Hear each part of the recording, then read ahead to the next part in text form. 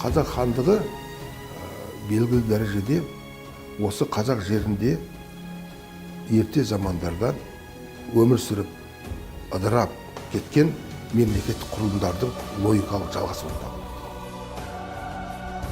Өз дәуірінде көршілес жатқан мемлекеттермен тиімді дипломатиялық қарым-қатынас жүргізген танымал мемлекетке айналды.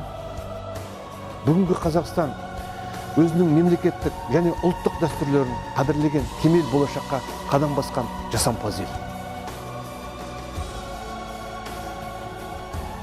Бір тудың астында бейбіт өмір кешуді мұрат қылған қазақ ұлтының бірлігі берекелі болмақ. Өйткені рухы биік халықтың іргесі берік. Нұрсұлтан Назарбаев.